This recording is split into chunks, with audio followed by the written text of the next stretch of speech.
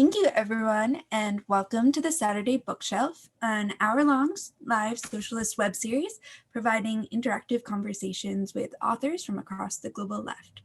We are a production of the Shelter and Solidarity Collective based on the East Coast of the U.S. I am Rachel Eurasius Patton, calling in from JP in Boston, and joining me as co-host is Kira Mudliar. How are you, Kira? Hi, Rachel. I'm doing all right. I have to confess, this is a really special episode for me because I have a lot of fond memories of just my dad and I going on walking tours while he was working on this book with Eleni and Joe, as well as just every time Eleni would take a great picture or find one, it was always a big bit of excitement. Yeah. So today we're super excited to be talking to Eleni Macrakis, who works with affordable housing development and is one of the co-authors of A People's Guide to Greater Boston, which is an engaging guide to our city's movements, places, and histories, especially the ones who haven't been told as much. How are you doing today, Eleni? And is there anything else you want to say? I'm good. Thanks so much for having me. I'm really excited to talk to you and talk more about the book and just how it links to what we're talking about in the city of Boston today. I'm coming live from Dorchester, so I'm in the city of Boston and happy to be here. And I think you'd asked me to just give a quick little intro to the book, so I'll just read a blurb that we have just to give some folks a quick summary. So People's Guide to Greater Boston explores 170 or so sites in order to understand how our city came to be. Greater Boston's ruling classes have long seen the region as having an importance far beyond its border, such as a biblical city on a hill, the Athens of America, and a birthplace of revolutions from that which spawned the United States, so that of the internet. Beginning with sites associated with Indigenous people and later struggles against colonial conquest, the guide introduces the reader to a decidedly different city. It reveals movements for sovereignty, peace, abolition, universal suffrage, as well as experiments with industrial organization and economic democracy from the 18th century to the present. The guide brings the reader to Boston's many neighborhoods, as well as to nearby municipalities, Concord, Lawrence, Salem, Quincy, and others. In doing so, it unveils the workings of a city over a time and space, illustrating how it has helped produce and often contest unjust power and inequality nationally and globally. That's just a quick little blurb. And I'm happy to have a conversation with you. Of course, I'm only a third of the co-author group. So, I will do my best to answer your questions, but there's always more to discover with the other two as well. Great, thank you so much. And we're really excited to talk to you specifically and dive into what you contributed. So right before we start, I just want to remind everyone to keep your mics muted when you're not speaking. And we are going to take audience questions starting at about the 35 minute mark. So as you get closer to that time, please just indicate in the chat box or in a private message to one of the co-hosts if you want to speak, and then you will get your chance then. I'm just going to hand it over to Kira right now to start the questions. Yeah, so Eleni, why was working on this book important to you? How did you get involved? It's a funny story. The way I got involved was I was sitting in Joe Nevin's class in college at Vassar College, and I noticed that he had a Boston accent. So after class one day, I went up to him and I said, "Hey, are you from Boston? I grew up in the Boston area. I grew up in Cambridge." And so we started talking about Boston and our favorite places, our most interesting facts, everything. And later that week, he asked me in his office hours, "Are you doing anything after graduation? Have you figured out what you're doing?" And I had some plans, but nothing that summer. And so he offered me a position as a research assistant for this new project, People's Guide to Boston, with Lynn, who also was working with Joe and had known Joe for many years. And so I became the research assistant, biking all over the city that summer, going to places, doing a lot of deep dives into various local history commissions and understanding, what to look into. We also had a list, I think, that Joe and Surin had started just for things to look at and archives to talk to and folks to speak to. And so that summer was kind of a an exploration summer. So understanding the scope. And at that point, I was there. I was along for the ride. And as the summer went on, I became more and more invested. And at the end of the summer, produced a little report about what I had done, what sites we had looked into, some photos I had taken for the project, and then I started another position. And I was then out of the country for a year and came back, and Joe and Strin asked me if I'd be interested in continuing to work on the project with them. So I was back in Boston, and I had a full-time job, but this was, on a great intellectual and just great curiosity for me to continue on the project and exploring a place that I had grew up in, but didn't know a lot of these really interesting stories and really rich histories.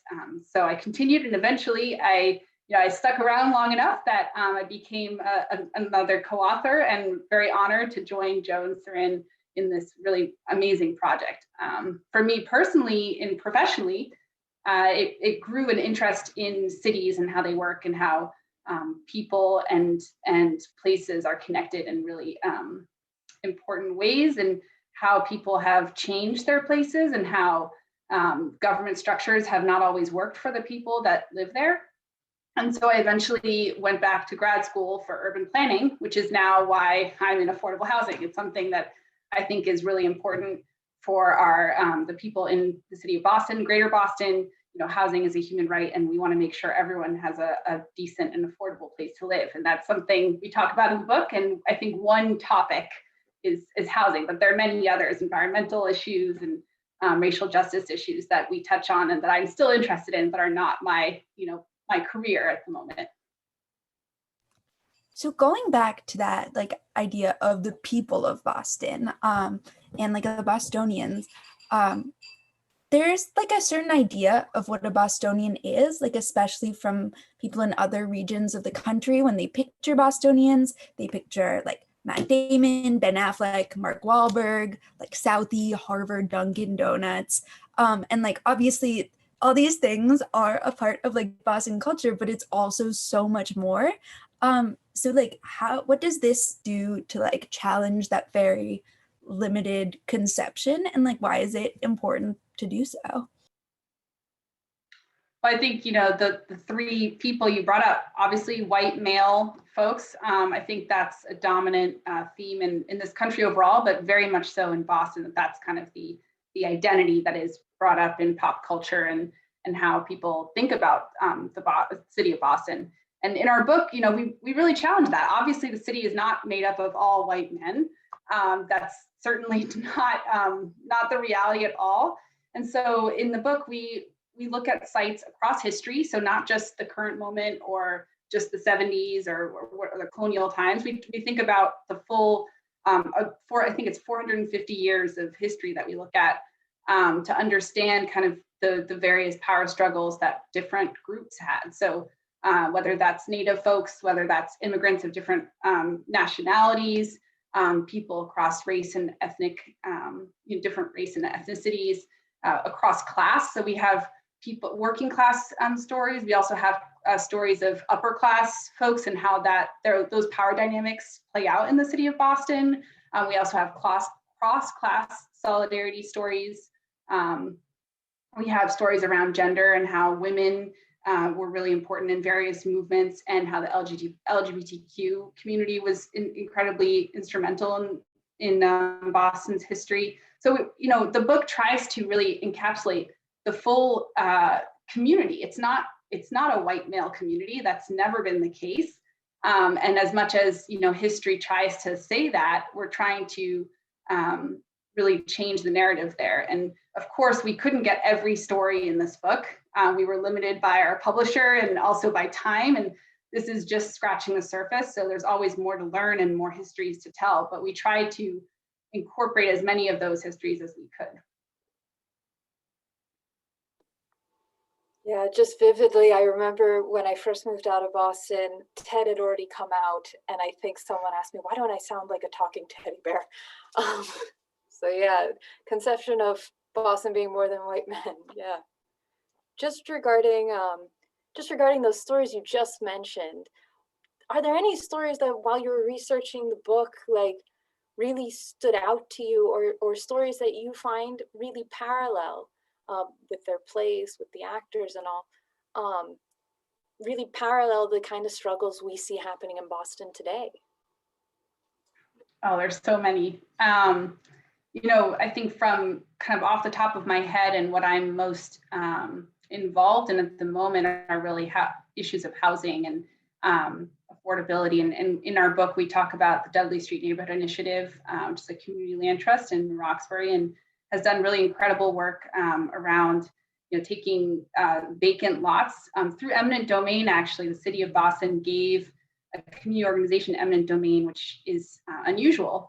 And they were able to build a community land trust with many affordable homes for people in the community.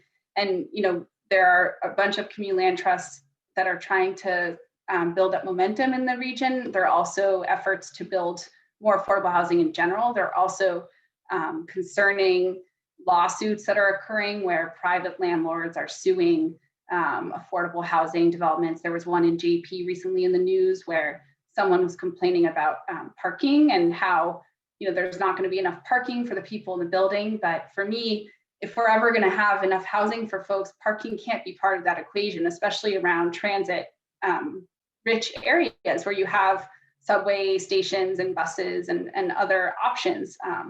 In the city of Cambridge, they recently passed the affordable housing overlay, which allows more density for 100% affordable housing with no parking minimum. So there you can build, a 10-unit building and you don't need to have any parking spaces, which actually makes it a lot easier to do that, to build that housing. So I hope the city of Boston takes note and is doing some similar policy writing and thinking. In terms of other, topics, there's so many. One that really comes to mind is around health and food access. So obviously during the pandemic, that was a really big issue for many, many low-income folks. And we had all these pop-ups of community fridges across the city. And I certainly don't think that should, it doesn't take the burden off of the government to provide better access to food. I don't think that's the case. I don't think we should say, okay, now we're done.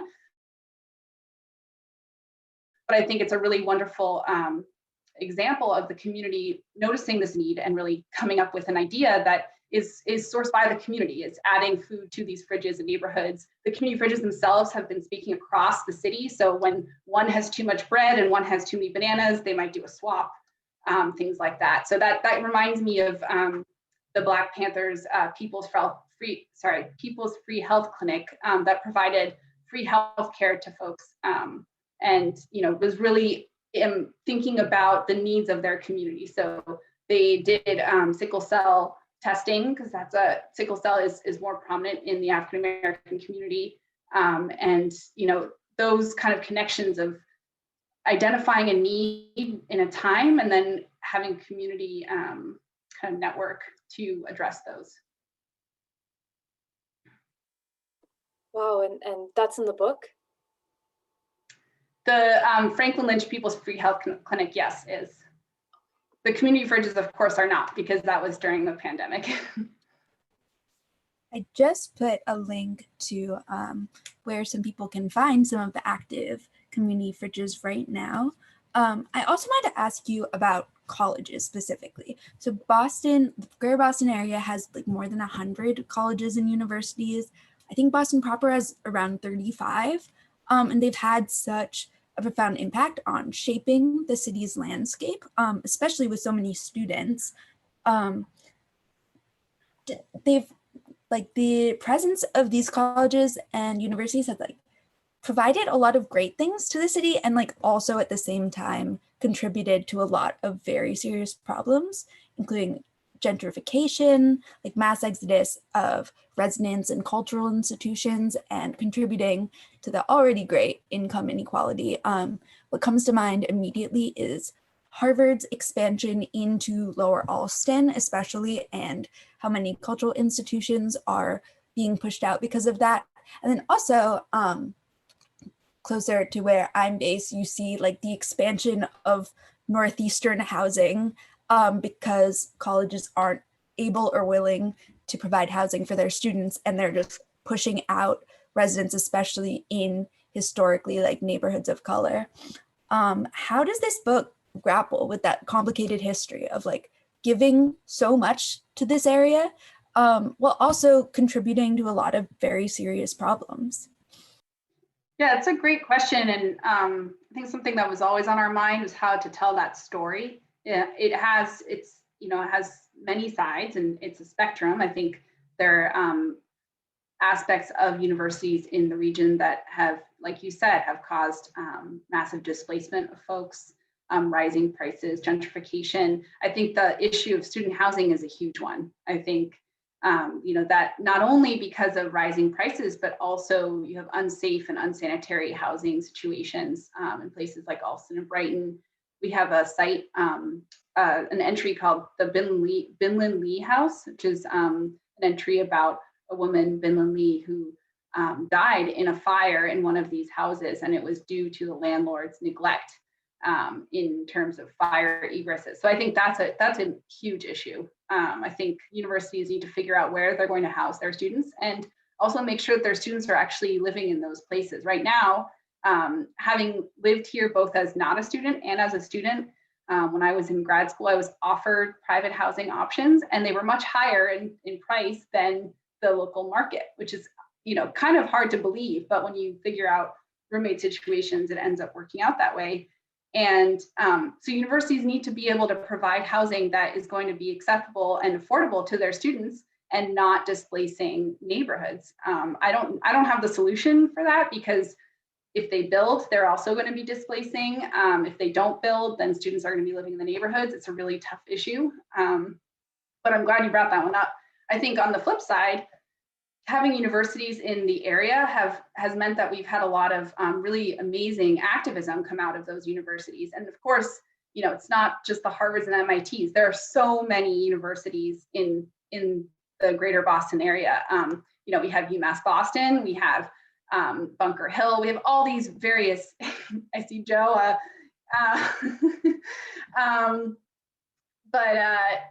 we have, there are a few examples I can give in terms of what universities have contributed to the region, and we have many in the book, so I can't touch on them all. But one is the community health centers that started in Boston.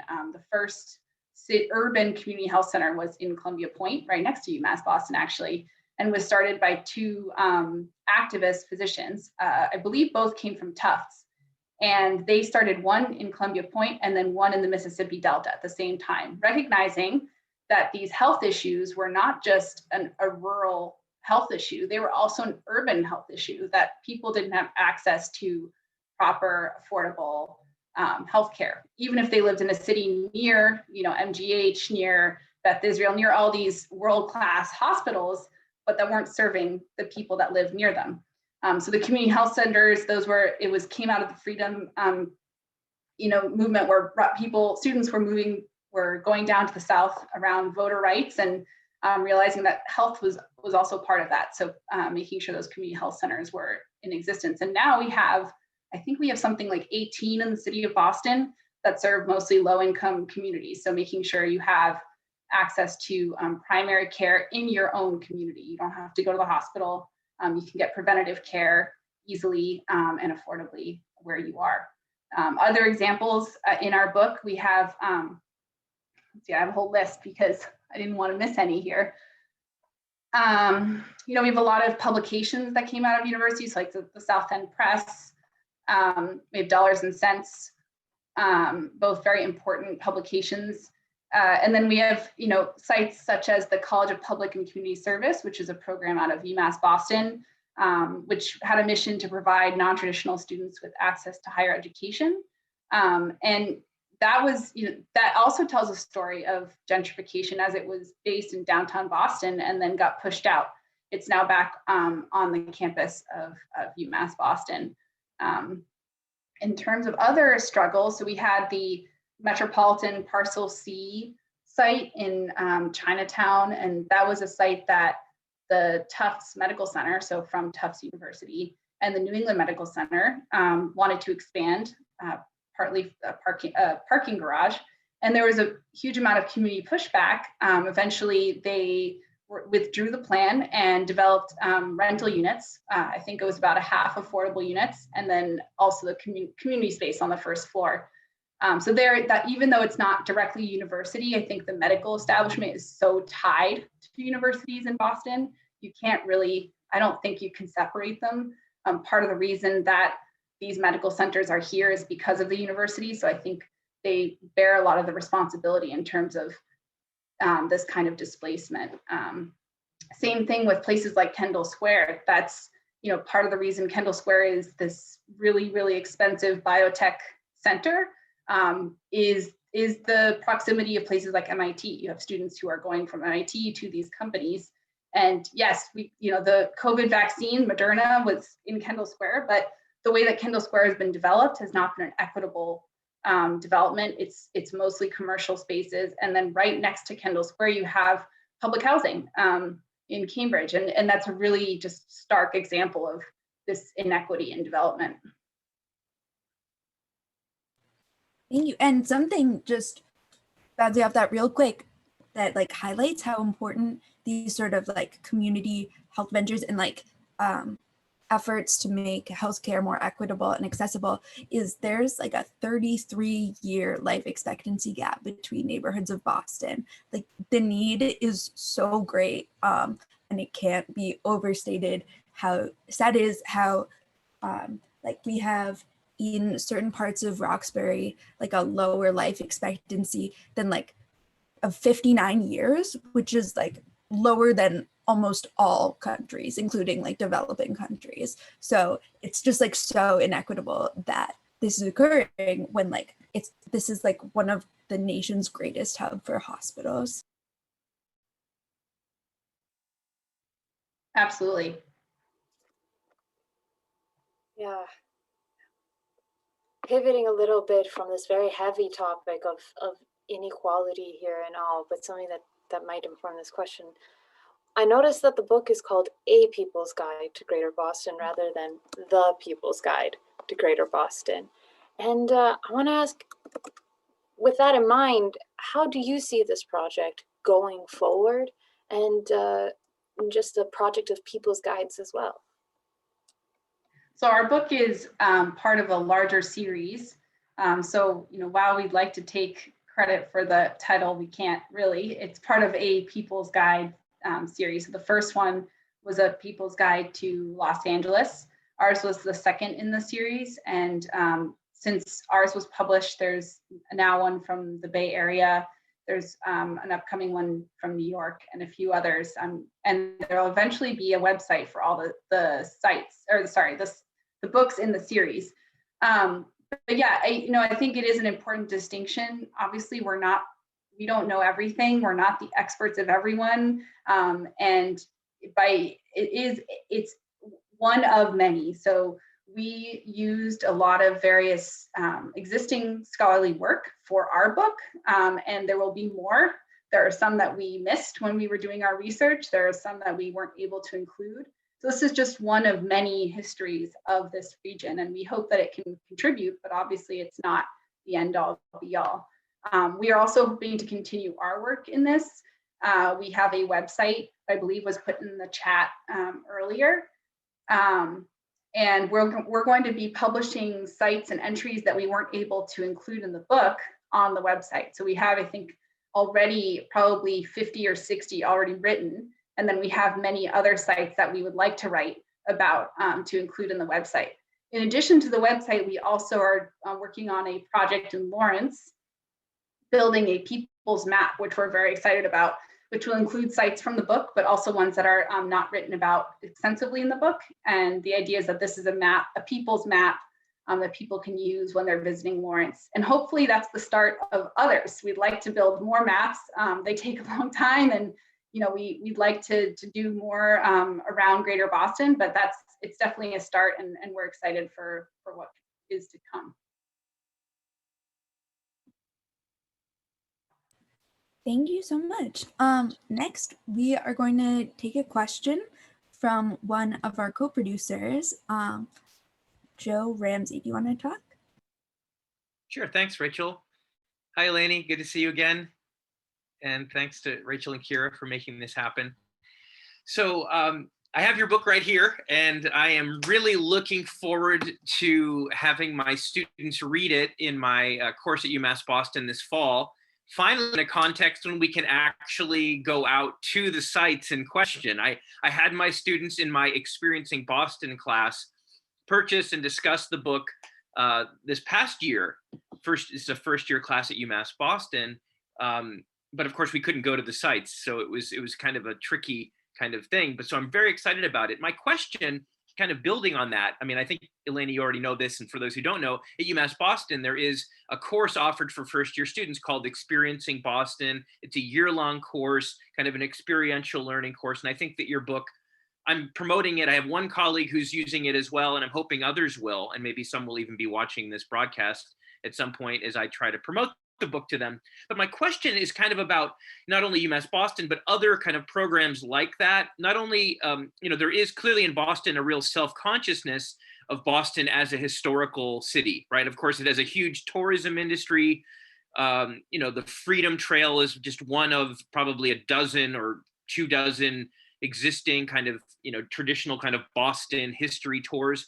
And of course, we have all these higher ed institutions, many of which also, to some degree, traffic in like Boston's cachet as a historically significant or a culturally significant place, and some of which do offer courses on like the history of Boston. So I guess my question, I mean, I'd be personally very interested in just participating in this and helping to build this myself too with you all at UMass Boston and elsewhere. But what kind of opportunities do you see, or do you and your co-authors see, and what are you working on, to try to, take this book, and it's a guide to Greater Boston, to actually build, tours around it, or build kind of institutional support for it, so that the book can kind of, in a certain sense, come to life even more than it is, than it does spontaneously for people that read it. Are there any efforts to kind of develop actual tours, or any ideas about what that might look like? Are there any efforts ongoing for maybe even getting the city of Boston involved? I mean, clearly there's always contradictions working in a more kind of progressive left or radical direction with kind of existing state institutions, but it does seem like there's some wiggle room in the city of Boston for that kind of a thing. So I kind of interested in ideas you have, or things that are ongoing, or maybe even just drafted as potential for how this book can kind of come to life as a kind of working guide, whether it's in the form of social history tours, public school, K-12, as well as higher ed, stuff with the city of Boston's own kind of tourism, or the various offices that might be, interested at least in parts of the book. I would just love to hear your thoughts and your co-authors' kind of ideas about how we can help bring this book to life. Yeah, it's a great question. I think, we're always trying to figure out how to fit this in terms of time and funding support and all that, but we've certainly thought a lot about how we'd like to promote this book, and we have reached out to the City of Boston's tourism. I think there's an office or something like that. We've not heard back, so if you have any connections, we would highly appreciate those connections. I think the idea of the maps is kind of the first step there. So having these public maps that people can take with them on a tour, like a self-guided tour. I know Sarin has done a few kind of one-off tours with folks, and maybe there's a way that we can formalize those. I think it would be great if we could figure out a way to include some of these sites in the physical experience of walking down the street. Already we have these pretty outdated historical markers, I think, all over the city that tell one story, and I think very much tell a whiter, more male story of the city of Boston. That's not true everywhere. There are some tours that are based on African American history or on women's history, but I think we can do better. I think we can figure out a way to modernize those plaques. Maybe they're kind of a self-guided virtual tour. So yeah, I think there are some ideas there. It's a matter of connecting with the right people and figuring out how we can get support and people interested in this kind of idea. I think students are definitely one way that we can maybe spread the word and figure out how to come up with some interesting ideas. But yeah, I think we're open to ideas. We're open to what you as a professor comes up with your students. We do have several thematic tours in the book. So I think we have, so we have and some of them are broader than others. So we have a native Greater Boston tour, which is very, very large in geographic area, but gives you an idea, I think, of how places are connected across time and space. We also have a Malcolm and Martin tour, which is pretty much completely in the city of Boston. I actually did the tour with some friends last summer, just on our bikes. So I think doing things like that, even if it's, I think biking and public transportation, which are both ways that we highlight in the book, are important ways of exploring the city. Because if you drive, you might not notice certain things, or you might just be on the highway. And obviously, we're also pretty sensitive to the fact that biking and public transportation are obviously much better environmentally. But it's also a better way of seeing the city walking. So the Malcolm and Martin tour, I think, is probably the easiest one to bike or walk for. But then we also have a Sacco and Vanzetti tour, which is mostly in Boston, but we also have a site in Braintree. And yeah, it's mostly in Boston. So that would be another one that folks could do. And then of course we have a Bread and Roses tour that is in Lawrence, and that would be on the map as well. So the map is going to be including sites there. So we have thought about, how do we connect these places so that's not just a book that's read. We want people to interact with it. We want people to go out and see the sites. We want people to see where these sites exist. So unlike more traditional guidebooks that are focused on downtown Boston or Plymouth or wherever, we have sites all over the city in residential neighborhoods that maybe your typical tourist or typical visitor wouldn't necessarily visit. Even residents of the city often don't know other parts of their own city. So we really wanted to have a way of exploring and showing that this kind of activism and this kind of power struggle has occurred everywhere in the city, not just in specific areas. And there's also a 1% tour, right? The Yes. 1% tour of Boston I'm looking at right now. Very interesting, kind of a post-Occupy. I don't know if you want to say anything about that, but I definitely hope we can carry on this conversation at UMass Boston and beyond and be a part of this project. It's very exciting. Thank you. Yeah, the 1% tour was an interesting one. And I think we went back and forth about whether to include it because it's not about the kind of people's struggles directly. It's more what the people's struggles are kind of interacting with. So a people's history is often, in conversation with this capitalist 1%. So that's really why we included it. And it's, there are these immense pockets of wealth in Boston, and we can't ignore those when we're talking about a people's history. That is often what the struggles that we talk about are in reference to. Just inspired by your work and like things like the 1% tour and all.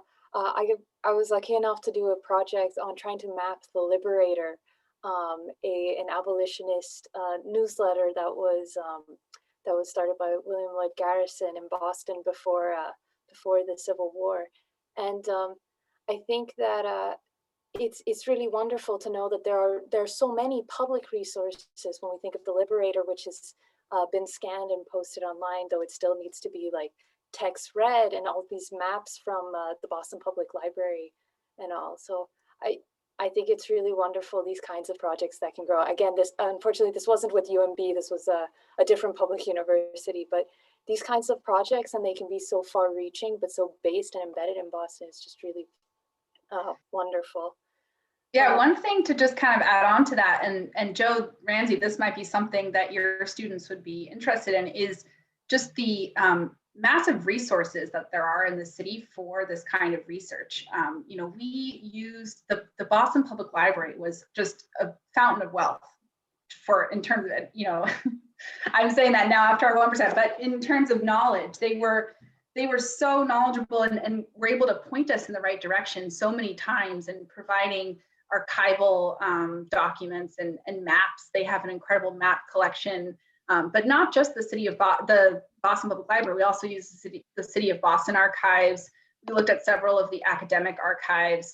We spoke with people. I mean, this book is truly the culmination of, I think it ended up being 5.5 years of working and talking and listening. And even after it was published, there were people that kind of came out of the woodwork, like, oh no, books that we weren't aware of. And there's really just such an amazing breadth of knowledge and of books that are out there about the city of Boston, and archives to discover, and some stuff we found by accident because of the wonderful archives there are, and through photos or through just interesting files that were kind of in these dusty corners in the library. And so digitizing them, I think, is a great opportunity to kind of unearth some of these stories.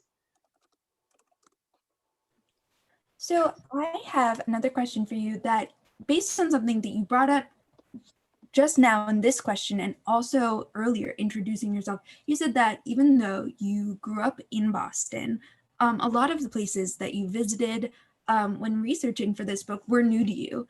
And even growing up in the area, a lot of this history is sort of hidden from even the residents.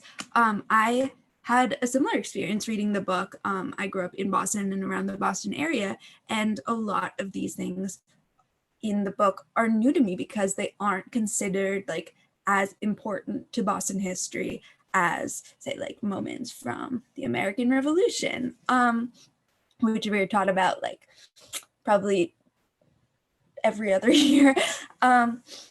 So, and actually I am going to be helping Joe student teach that Discovering Boston class in the fall.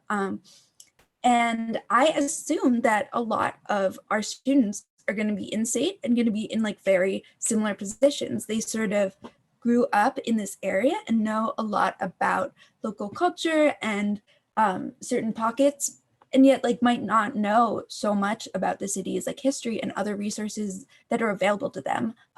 What are any specific like things that you think are really important, or like places or stories that like people who grew up in Boston like might not know about? That's a big question. There's so many, and I will say, a lot of these stories are ones you talk about the Revolutionary War. I think a lot of people learn about, the Lowell Mill Girls, for example. I did in elementary school, and I think a lot of what I got from this project is building on those. So it's not necessarily that we're not learning any of this. It's often that we're learning, maybe this much of it and not understanding kind of the broader implications of a movement. So with the Lowell Mill Girls, I don't remember learning about kind of the broad implications of the union efforts in Lowell and in Lawrence and other places, other industrial cities in the greater Boston area. So it's kind of expanding and deepening that understanding, and also just the connections across history and what impacts they have today. There's some stories that, ones that I think about all the time that weren't in the book, but in terms of, let's see, the ones that we should all think about. I think my favorite one to tell, and this is actually one that I did know about in high school, is, let me just pull up the exact wording, because I always mess up the acronym. I have the book with me too.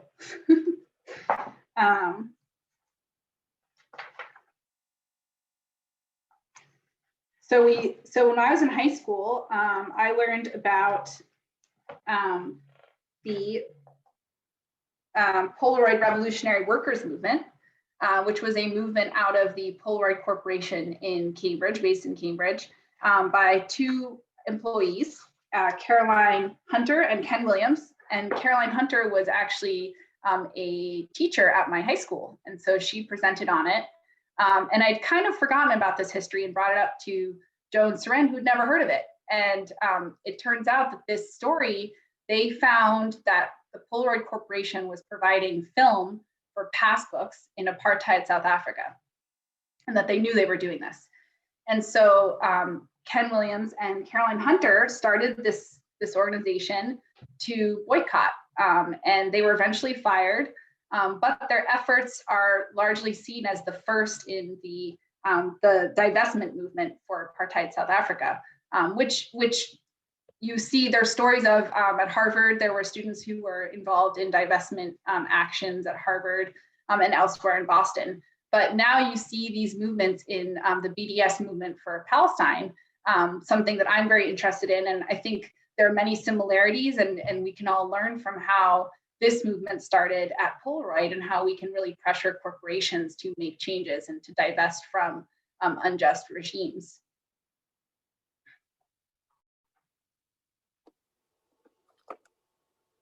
That's really engaging. That kind of how we need to take these lessons and re-embed them in our landscape, or re-embed them in the places they've happened again too.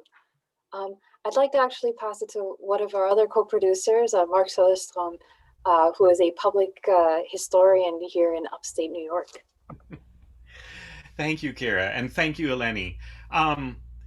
This is a really wonderful project, and I think it sort of participates in kind of an overall revolution in public history, where public historians are sort of struggling to reshape public history into histories that are for a changing public, right? Not a narrow band of an elite. And history is always an act that we're doing in the present, right? It's always guided by sort of concerns and political concerns at the moment. I love the tour of the 1% as an example, right? That would not have ever been included in a book framed that way until after Occupy. At the same time, social history and people's history is huge. It's, you can't write it all. It's, everybody's experience every day doesn't fit in all the books published in the world for a moment, right? What kinds of guides or thoughts or parameters did you use to sort of lead what you were going to include in this book? Anything that that fell on the cutting room floor that for interesting reasons? Does that make sense as a question? Yeah, definitely. There's a lot of discussions, and this is Joan Sarin, where we had so many sites that were of interest to us, and we had constraints about what we could include in the book in terms of numbers. We had, I would say, relative independence in terms of what we put into the book, but we tried really hard to have sites distributed geographically. So having sites not, like I said, not just from downtown or not just from Cambridge. We tried to have sites that were both interesting for a general public. We wanted this book to be accessible. That was really an important part. So sites that were interesting, that crossed topics. So we tried really to have books not only on housing issues, but also on environmental issues, also on gender issues. And that was something we actually, I think, in our first iteration of the book, we sat down and I think counted the number of sites that we had per topic, because we really wanted to make sure that we covered these various important topics to the city. We didn't want to leave out a whole topic just because we had another 5 in labor history that we thought were really interesting. And of course, labor history is really important, and we wanted to make sure to do justice to that.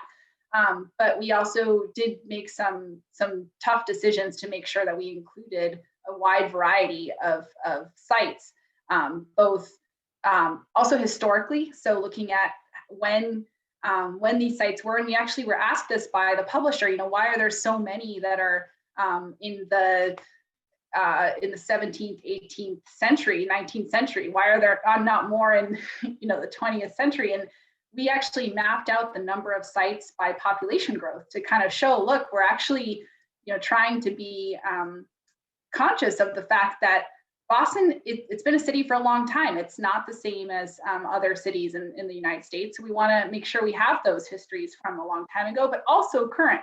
So it was definitely a balance. And we probably made mistakes on the way in terms of the balance that we have. And it's definitely not a comprehensive history. That's not the intention. It's just to show that there are these histories that are not always told.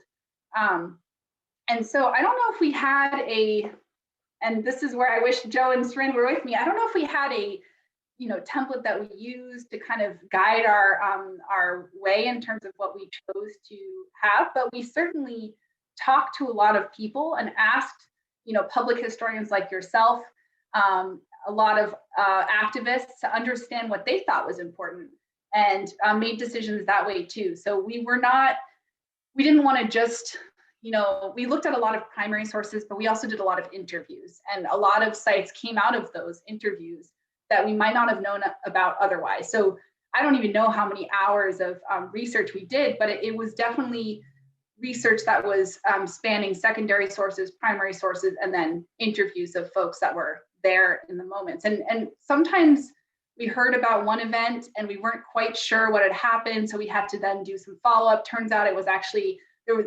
offshoot of another big event that happened that we wanted to cover. So it was a journey. It was I think public history, I think, is very much that. It's an exploration and making sure that you stay open and listening to people who are actually in these situations or who know more than you. We certainly are not the experts, so. Well, and that warms my heart. I teach oral history to public history students, and sometimes trying to explain to them why, the importance of talking to people, not just to learn some detail about what you already know, but to learn what it is that you want to go out and learn. I mean, that's, that community participation is so important and so key, and something that frankly was absent from a lot of kind of top-down historical societies public history, where some president of a historical society decided what it is that should be preserved and communicated. So that's very inspiring, of actually thinking about public history in terms of the public as participants and constructors of their history in that way. Thank you so much. Thank you. And just to add to that, I think one of the things I most enjoyed was when we had a site in mind, we always visited. We always went to the site. And often we were standing in front of a site and looking at it, sometimes alone, sometimes with others, taking notes, maybe some photos. And people would stop and ask, what are you doing? Why are you taking pictures of this house? That doesn't seem like it's anything special. And so we were able to share, like, as we did this research, we were able to share with people just walking down the sidewalk, oh, this is actually, whatever. This is the house of this, started this organization that ended up being very important in, and for me, that was very special. I think it's always nice when you can interact with people on the ground, that, actually talk to people and see these sites in context. That's something that, we tried very hard in the entries themselves, talking about what exists there now. Why does it exist there now? Are there plans for this? Is there any kind of indication of the past history, or has it been totally erased? All those kind of interactions. Thinking about that topic of making things both accessible and just being in places and listening. You mentioned earlier something called the Dudley Street Neighborhood Initiative, and connecting that to what it is, a community land trust, and connecting that to housing. For many of us who might not be familiar with what is a community land trust, Eleni, would you quickly expand on that? Sure, I can do my best. So community land trust it's a movement that started out of the idea that land should not be this commodified thing. It shouldn't be something that just gains value kind of arbitrarily on the market, which is what's going on in Boston and in many cities in the United States. And so in a community land trust, a nonprofit organization that's comprised of community members, I think the boards are usually meant to be, there's a ratio, and I think depending on the land trust, it's usually a ratio of residents, of community members, and then other maybe government officials. And the idea is that the land that the community land trust holds is owned by the nonprofit. So the land will never be sold on the market. It will never be commodified, speculated on, anything like that. on top of the land, you may have community gardens, you may have rental housing, you may have home ownership, so homes. And that depends on the land trust. Some land trusts are more focused on housing, some are focused on other things. And then community members can apply to the land trust to be a homeowner or a renter, usually homeowner, of this building that's on the land owned by the nonprofit. And so they are then able to buy the house in an affordable way, based on the fact that the house is off the market. So it's taking the house off the market, and then they live there for however long they want. And then based on the land trust model, they can resell it back to the land trust, and then it goes to a new lower income or middle income household. And so by keeping the land in the trust, but the building is the house is then passed down, and people can generate some wealth off of, there's a limited equity, usually a limited equity model when they resell the house. There's able to not only for individuals and families build a little bit of wealth over time, but the house and the land will never be back on the market. So it will stay affordable in perpetuity.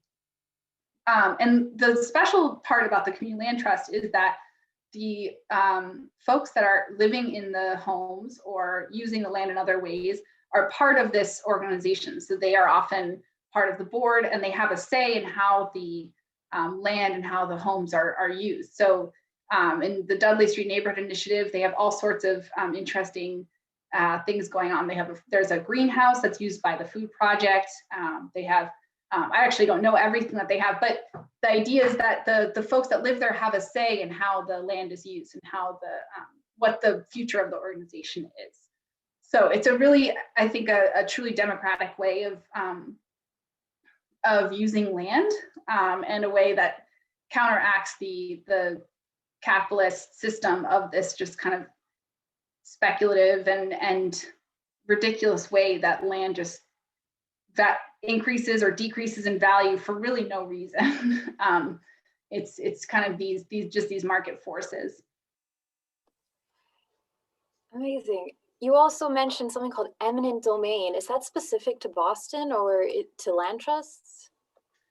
So it's actually neither. So eminent domain is the idea that government can take land if they think they can do better with it. In the past, it's been used in really poor ways, bad ways.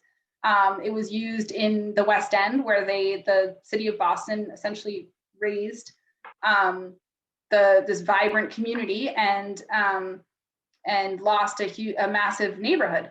But in the case of the Dudley Street Neighborhood Initiative, a bunch of residents came together in Roxbury and said, we have these vacant lots in this area, and we have homes that are not lived in, that are falling apart. We would like the city of Boston to give us the power to do something with this land, and to be able to build affordable homes for our community. And so the city of Boston gave DSNI the ability to take this land through eminent domain. This was, I think, might be the only case of a community land trust getting eminent domain from a city, to then build their community land trust. So they were able to take these vacant lots that weren't being used for anything. This was pre the boom and development in Boston. So vacant lots, houses that are falling apart, and then they were able to create a community land trust out of this land. Land is very expensive in Boston, so this was a great way for DSNI to receive this land and be able to build what they did and be successful in providing homes and green spaces for their residents. Thank you so much for that answer. So we actually didn't plan to do this, but we found out that you have a GoPro video that you made to promote this book. Can we show that to our audience to sort of get a sense of what you did? Sure.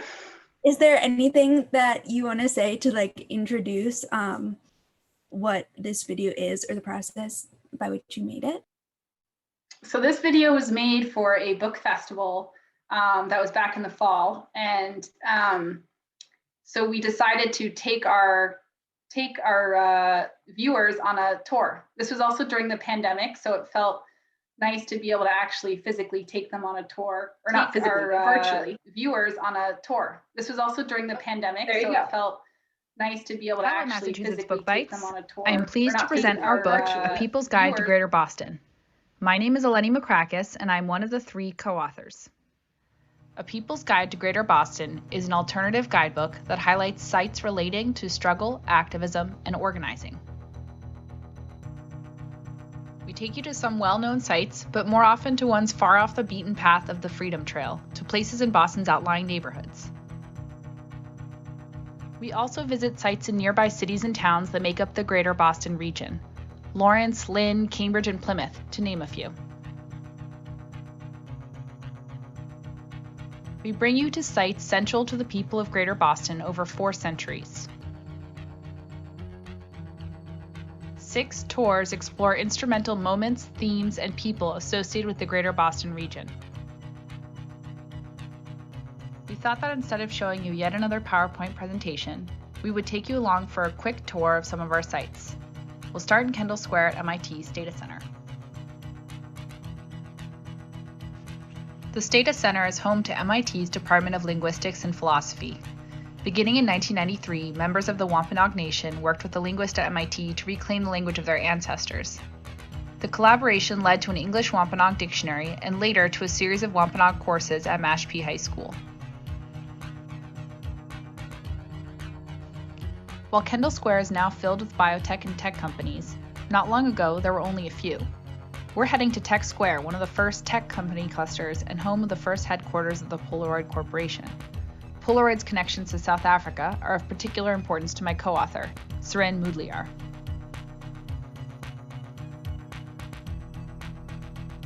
I grew up in South Africa of the 70s and 80s. Then Polaroid cooperated with the apartheid state. As a young activist, I was inspired by the solidarity of the Polaroid Revolutionary Workers Movement. In moving their employer to withdraw from South Africa, they helped weaken the racist regime.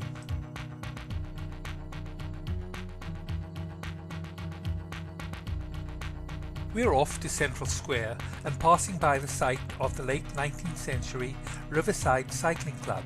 It was supported by Cambridgeport's African American residents.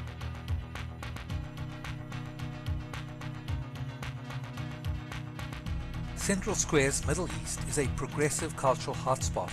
At the height of the Vietnam War, the site housed the Old Mole, a vital countercultural publication.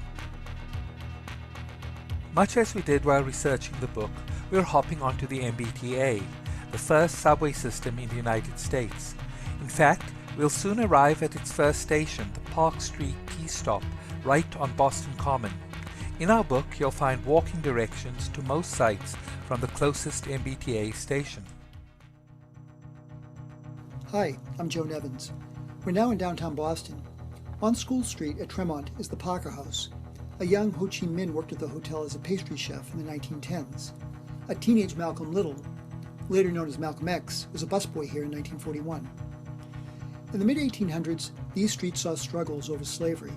A key site was the Boston Courthouse, where the abolitionist community engaged in militant protests to prevent the return to slavery of individuals who had escaped.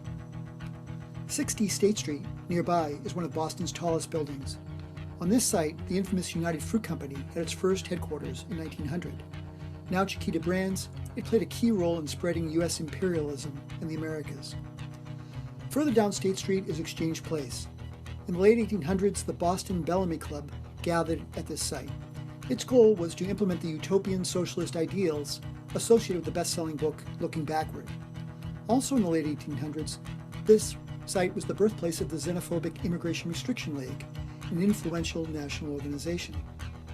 At the end of State Street is Long Wharf, next to which is Central Wharf, home of the New England Aquarium. In the 1800s, it was home to James and Thomas H. Perkins and Company. The Perkins were Boston Brahmins involved in the slave trade. They later became tremendously wealthy, largely by smuggling Turkish opium into China. Their wealth helped to establish the Boston Athenaeum, Mass General Hospital, and the Perkins School for the Blind. This is a very small taste of what we do in our book. We welcome you to read it, give us feedback, and follow us via our website and Facebook. Thank you for listening.